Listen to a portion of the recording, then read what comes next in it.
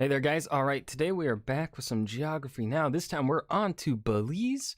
Before we get into the video, though, make sure you go check out the links down below in the description box or in my pinned comment in the comment section. Got a link to my Twitch and a link to the gaming channel here on YouTube. I think I'm going to stop trying to expand. I think I'm just going to leave it at that. I've made the speech many times on what's on Twitch, but like that information, except you just click the link there on Twitch and you can see my schedule. There you go. Just go follow me at Twitch. Do it. Anyways, Belize. I think what I'm gonna do from now on perhaps is watch geography now more often, because we are still on the B countries, and we've been doing this for several months. So I think it would be best if I start watching geography now as often as I have been watching OSP videos, that we can get through these countries. Now that I said that, let's go ahead and dive into the video, learn a bit about Belize. Come on, geography. Where's this country? This country that's the tiny one that's like next to Mexico, right? Used to be part of the United Kingdom, one of the United Kingdom colonies. I think that's Belize. If I told you, welcome to Latin America, the place where people speak English, and to a lesser extent German, you would call me crazy. Well, I was right. That is. You'd best start believing that there's it's called Belize. Nailed it! It's time to learn geography. You know what? He didn't stick the landing, but there was an attempt made. I appreciate it. I respect it. Still don't like the pun. But goddammit, I respect it. Hey everybody, I'm your host, Paul Barbado. Belize, Central America's most adorable little anomaly. But first, you know the drill. Let's dissect the flag. Yay, flags!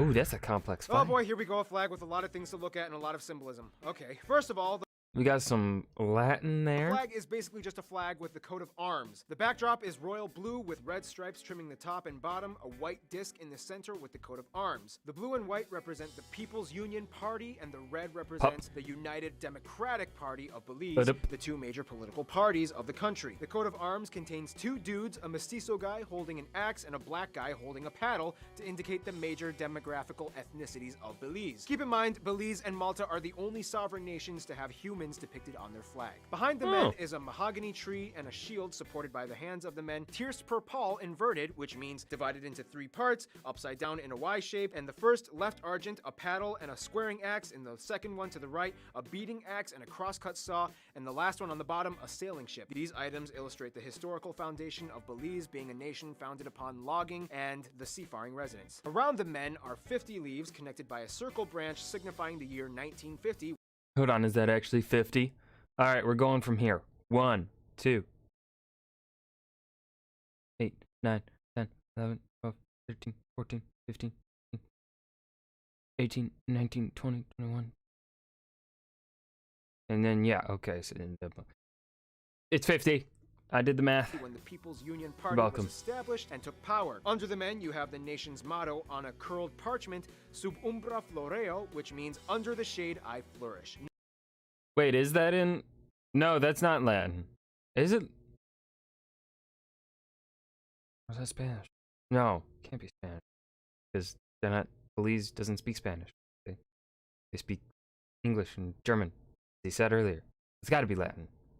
Now that's a cool motto. Under the shade, I flourish. I mean, who wants to be out in the hot, humid sun all day? Also, I would like to take this moment to announce that this was the longest time we ever spent explaining a flag here on Geography Now. Thanks, Belize. You just blew Afghanistan out of the water. I didn't mean it.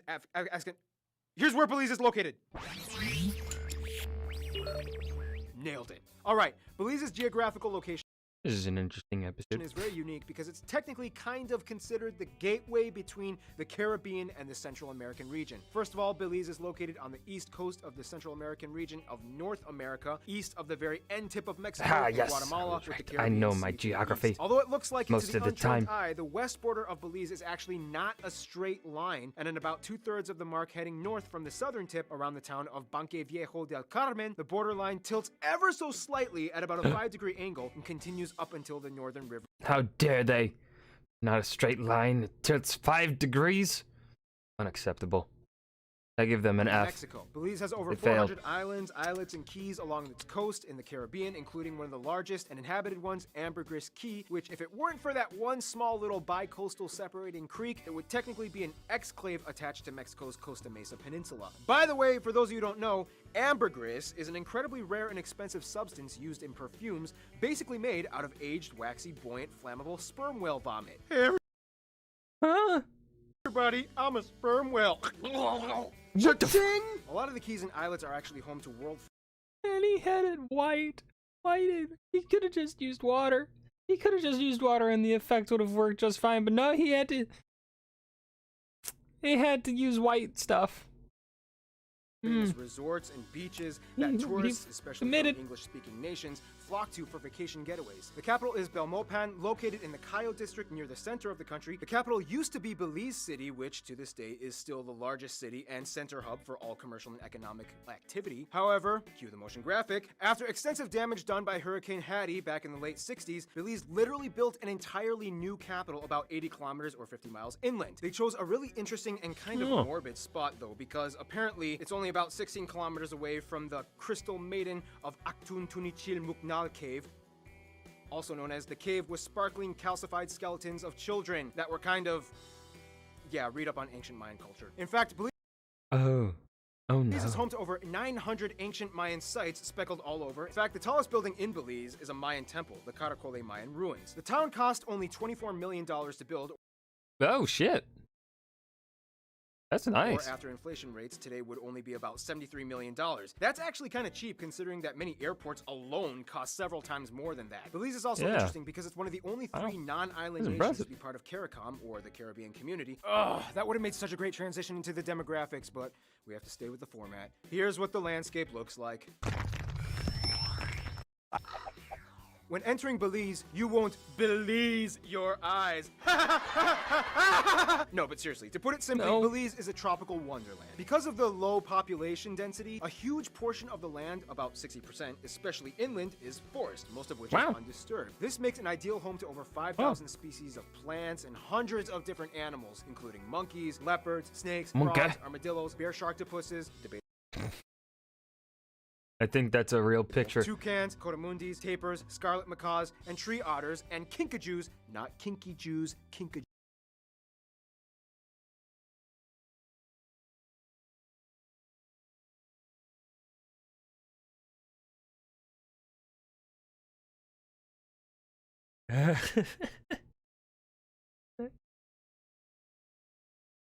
Hold on.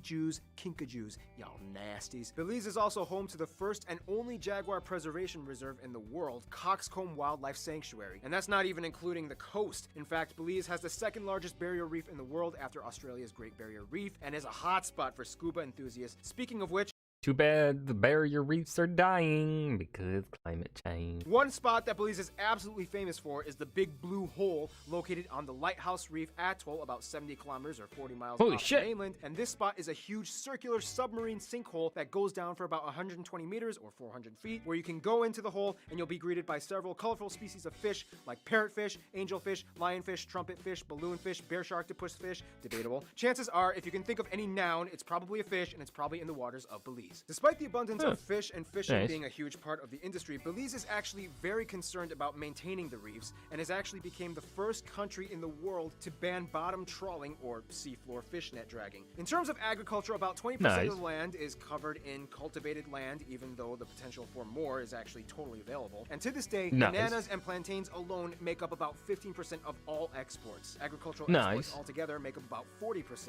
Inland to the south, you reach the Maya Mountains, the highest area of the country, home to the highest point, Doyle's Delight, as well as numerous ancient Mayan sites hidden amongst the hills. Back in the 19th century, New World excavation was like the hottest thing to do that everyone was jumping on, and Belize was a favorite spot amongst many numerous British archaeologists. But the British surprisingly aren't the largest white minority in Belize. You'll never believe who it is, actually. It's actually kind of funny.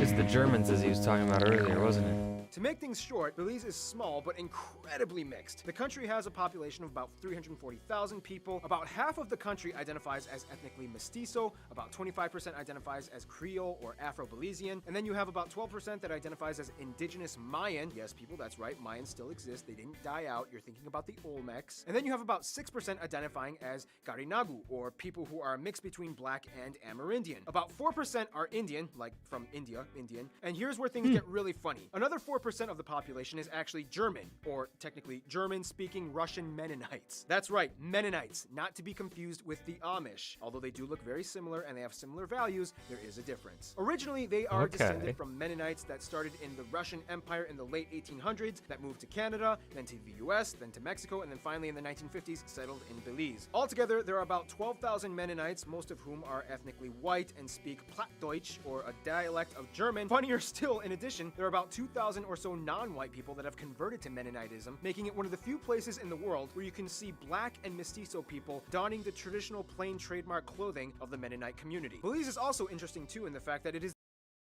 What the fuck? That's cool. the only country in Central America that speaks English as an official language, and a lot of the people in Belize, though, speak Belizean Creole, which is basically a heavily Caribbean-influenced accent of the English language with distinct vocabulary word switches and written in a very basic phonetical structure. For example, the word language is written language. When we get to the Haiti video, you'll notice that they basically did the exact same thing, but with French. Each region is kind of distinct in its populace. For example, in the south, in Stan Creek, you have high populations of Garifunas, who speak and dress differently from the people in the north, like in Corozal and Orange Walk, which, by the way, has a high population of Mayan people. Closer to the coast, you have the Creoles, and inland, don't be surprised to find the Mennonites. Eventually, Belize gained its self-governing autonomous status in the 20th century and full independence in 1981, but still remains a Commonwealth country of the UK. Speaking of ties to other countries,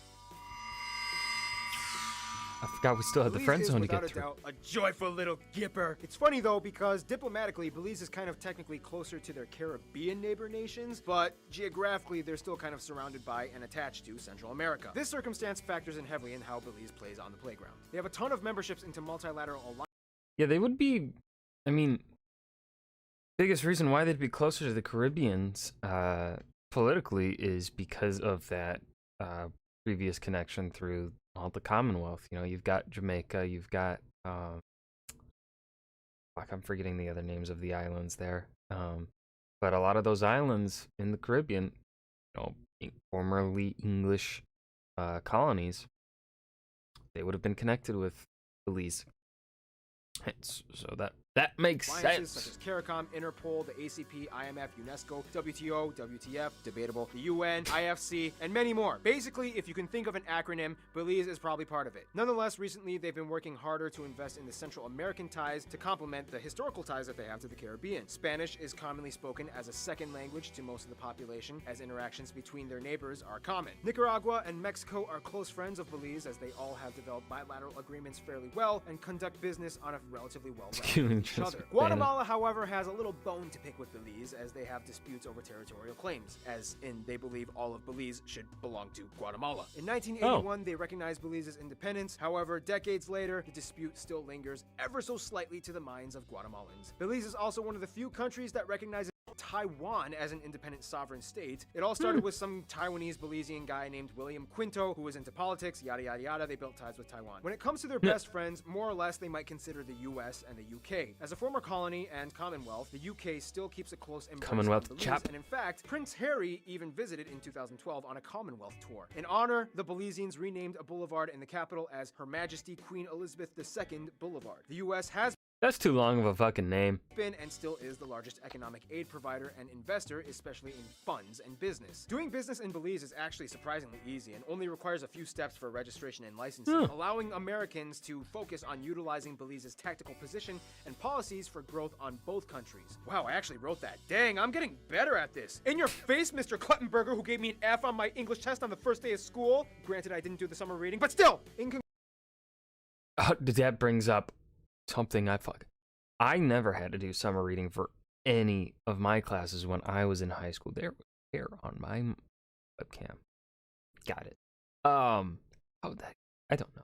Anyways, I never had to do summer reading, but I've known people that have had to do summer reading, and I've never understood it. I mean, I think we've had maybe recommended summer reading, but no one ever fucking did it if it was recommended.